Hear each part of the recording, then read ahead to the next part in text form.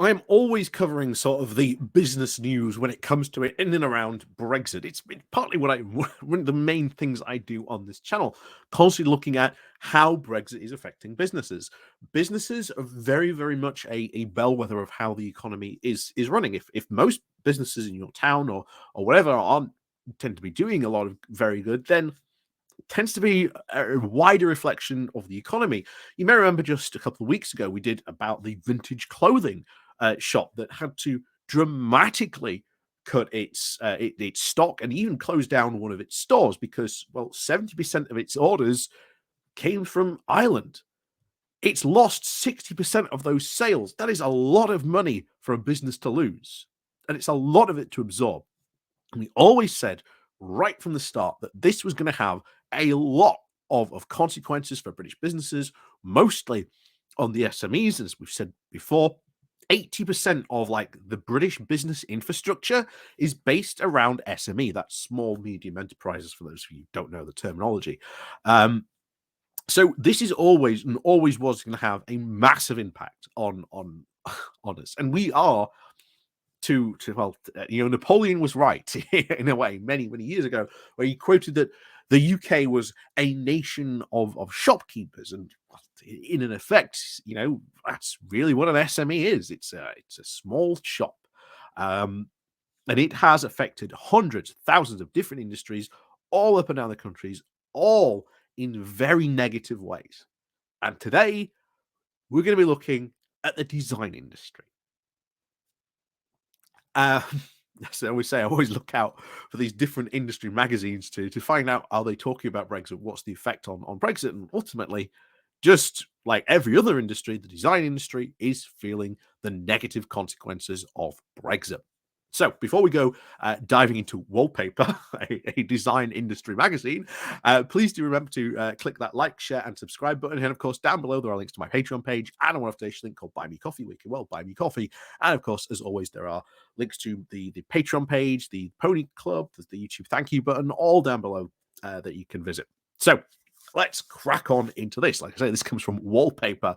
This is a design industry magazine with the title of Brexit and the Design Industry. It's hampering creativity. On the 31st of January 2020, Brexit came into full force. 3 years on, creatives are re-evaluating their plans, from the way they run their design practices to the very presence in the UK as they consider moving their businesses to the EU. Not a surprise, it's exactly what we have heard every other business industry in the UK is having to make that decision. So our explorations on the effects of Brexit on the British design scene started with a casual conversation with Michael Arkansas, I think that's how you say it, the Cyprus-born London-based designer, and has been collaborating with leading European furniture companies from Floss to Cassana to Montany and C. And while he also runs his own lighting brand based in the UK, he said Brexit is killing the industry. He told us among his current challenges is hiring new members of his team, as the European applicants don't reach him as much as they used to, saying the UK has become a completely unattractive to everybody. People don't think there's anything here for them. And it gets even worse, because for Antisiders, running his company has become a struggle. He fabricates a lot in Europe and especially in Italy. So the process of then importing the pieces to the UK is now subject to delays and extra costs, saying that sales from Europe have dropped significantly because the system is now far too complex in terms of customs, duties, and delays. He adds, the bureaucracy of running his brand has now become 100 times worse, and this is really destroying creativity. Tom Dixon also agrees, saying that his experience so far has been one of an endless quagmire of extra administrative and paperwork and the uncertainty of the increased complexity. He says from his coal office, Dixon leads a design team working with international brands. Most recently, he created a bathroom collection for the Turkish specialist Vitra A. And he also runs his own design company and a restaurant. And every aspect of his business has been impacted. Again, not a surprise. Because, as he says quite rightly here in this quote, he said, Europe is our biggest marketplace for producing goods and also selling them. It is also a place that a large portion of our workers come from, particularly in the hospitality sector. We also spoke with Faye Toogood, whose British studio recently works with brands in Europe, including Hem and Diageo. And also, like Astaldi's, he and Dixon also run their own branded clothing, furniture, and objects. She said, the number one issue at the moment is the operations and logistics, she explains. My bill for that has tripled post-Brexit. Moving any goods and or any samples around Europe costs so much more, and the price of red tape is prohibitively high. I now have to hire an extra person just to deal with the logistics. And here's the thing: we always said this back in the day. The logistics would be the killer of small businesses because you have to sort of either do it yourself or you hire someone, and eventually that is costing time and money for a business that some just do not have the time or the capacity to be able to do. But it continues. The diversity of also Too Good's brand means that the production of it is spread across different companies, as she personally selects local craftspeople that can work on specific items. Moving things back and forth from manufacturers to the studio to the clients have just made everything so expensive. And up to this point, I haven't yet passed the cost on to my customer, but eventually I'm going to have to start with filtering the costs over to the consumer. There just won't be any other way. That's exactly what we've been hearing from every other sector as well. It won't be too long. And then, of course, as we've said, the UK just becomes an unattractive place for Europeans to buy from. It's already happening. We've seen this happen of Europeans just not buy from Europe, which is going to have a massive impact on our economy. Because where else do you sell? It doesn't matter that you get all these extra trade deals because it's just as hard to go and try and sell into those countries, even though you might have a trade deal. It's a lot harder to send something across to like Canada if we do this trade deal with them. The massive logistical cost still involved, whereas the logistical cost to maybe sending something to France, well, you just had to pay the courier, and there was no extra paperwork or anything like that. But of course, now you probably have to pay the courier, find a courier that's willing to do that distance, and of course, make sure you fill out all the correct paperwork. The cost is just probably exceedingly high for them.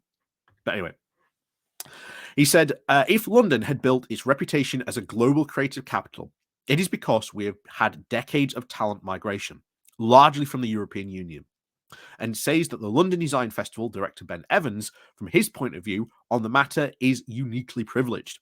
He said he had welcomed international talent and companies to London for the annual festival for over the past 15 years, but also as part of his strategic work with the Mayor of London office, he said that the impact of Brexit had been excessively to halt that migration of talent. And there is also two reasons for that. First, we've made it more difficult for them to come, but also people don't feel welcome. The advantages of London and the opportunities in London are obviously still there. And we have a very, very mature and leading creative economy. But we've got the biggest creative economy of any global city, and in terms of numbers of working people. At the same time, as Evan notes, we are both losing the new international talent as people are not applying to design schools in the UK, but also the existing talent in the form of people who have come to the UK are now slowly returning to Europe. And I can only see a gradual erosion of the position of strength that we've built over the past 50 years because to be a magnet for the best talent fuels the success of a sector. And that's not the only place that's seeing this. The financial service sector, if you think and replace all the design terms with financial terms, the exact same thing's happening in the financial sector. In a couple of years' time, the UK's financial sector will not be as attractive as it once was. That financial crown that London claims is now beginning to slip because of this. But it continues. Another effect of these challenges as a result of Brexit and its cost to business is the inability for creative entrepreneurs to actually innovate, as they are burdened now with navigating a new system.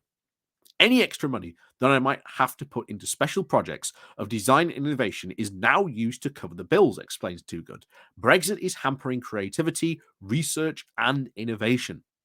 As the chief executive officer of Walpole, Helen Bodnock, Brookbank has said, and been advising companies across different sectors, the not for profits organization goal is to try and promote, protect, and develop British luxury brands. The UK has a long held its position as a hub of design and creativity. But since Brexit, there has been a statement where international clients and companies expressed concern about future relationships with the UK. This context is very, very difficult for businesses, she explains. Again, this is the message that has been sent out because of Brexit. This is a bad message. This does not just go away. And we will be seeing the negative consequences, the negative economic consequences for years to come. Because if you start to get this, you start to get these brands and these companies sort of, slowing down, becoming smaller. Well, eventually that leads to a smaller economy, and that will not be good for the UK. But the impact of Brexit on the design community is not just practical. Historically, British designers have also been part of a global creative network, collaborating across with borders with institutions and companies. So, reviving and processing the news has been hard for most. When asked what was the biggest challenge coming from Brexit, Dixon says the separation anxiety. It's very difficult to measure the actual damage in human relations. Too Good also echoes those feelings. Personally, I felt really devastated by what was happening. We've always collaborated with a multicultural studio, and the way that I've collaborated with people across the globe has really meant that I haven't seen any of those barriers. But to be so suddenly presented with barriers has felt really alienating. So leaving the UK is now a realistic option for many designers who are now deeply rooted in the city's creative community. Asaldis is not sure his business can actually survive in the UK, saying if nothing happens, it's highly unlikely I can keep my business here. I don't think I can survive for that long.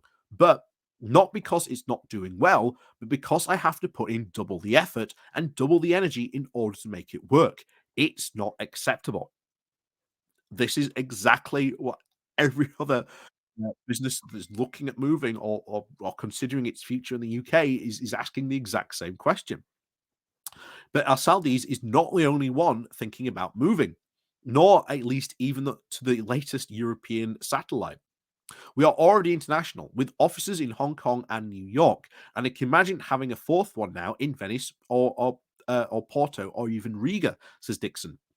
Toogood also describes the complexity of exploring the system's loopholes to survive, saying, I feel like we're literally wading through the treacle of red tape. Every single tax advisor we've reached out to doesn't know what to do with the legislation and the form filling. I think we'll probably have lost lots of money from just not actually knowing how we could have potentially circumnavigated the system. We've set up a company in Ireland and we're looking to try and take our logistics to the Netherlands because to do that here is taking a huge amount of time, effort, and money. So Evans doesn't see any way of this getting better anytime soon, unless the future UK government agrees to new trading agreements with the European Union. And that effectively brings us back into the single market. While we might never rejoin the European Union, the current difficulties could be addressed. But I think that could only happen with a change of government in the country, he said.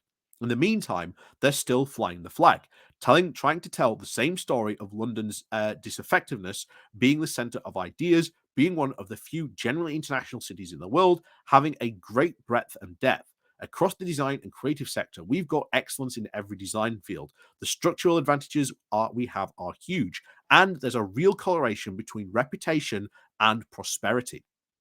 That is true. That is something else that should probably be discussed. The fact that Brexit has damaged the UK's, reputation as a brand or at least a business to be coming from permanently. And yeah, the old adage, what is it? Reputation can take a lifetime to to build, but seconds to destroy. It's exactly the same with this. So Bobback adds, the appetite for British design and creativity is actually really strong. British design still sells well.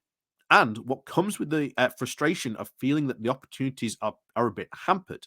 But we should also remember that there are very, very creative entrepreneurial companies, and the reputation of British design internationally is not being affected. So at least that's good for the design industry, but it is affecting a lot of other industries. So when the going gets tough, creatives get going, says Dixon. We will just have less European talent hopping over with us, which is a shame. But the UK and London are still super resilient and adaptable, and we will find the coping mechanisms and re-emerge in a different way. Tom Good says, I know we'll find our rhythm again, and that will be a really nice moment. But then we can start celebrating being back together again. So he's again fully expecting Brexit to be reversed on that message. Absolutely. But yeah, that is I think the situation. But it's the situation I think we've been hearing from um, every other industry, and it doesn't surprise me that it's affecting the design industry. And it is still the Brexit red tape. It's always going to be the Brexit red tape. And the thing is, that complexity just doesn't disappear. Even if you are hiring someone to deal with that red tape for you, you're still paying to deal with it. That's a cost you never really had to deal with for. And if you don't think hiring someone like that with that skills and expertise is not going to be cheap, I would say someone probably working that is probably at least 35 grand plus, maybe more. Maybe more for a full time someone in that position. I think you'd be probably looking someone like that, probably more.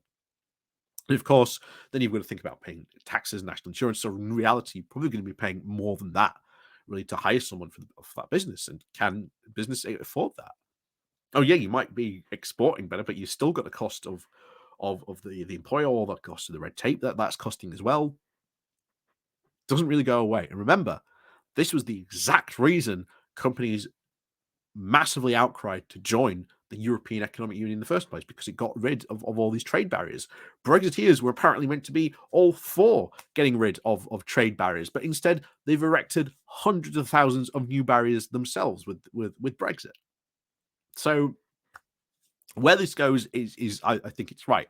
Eventually we'll rejoin the single market. That I think that is inevitable. Rejoining the full EU, maybe that might take a bit longer, but I can easily see us rejoining the single market a lot quicker than I think people really think. And I think we as sort of rejoiners should absolutely be 100% optimistic about that. Absolutely. So, as always, thank you very much for watching. Please do remember to hit that like, share, and subscribe button. And of course, down below there are links to my Patreon page, the one foundation link called Buy Me Coffee, etc., etc., the Pony Club. You know the drill by now. So, as always, thank you very much for watching, and of course, we'll see you all next time.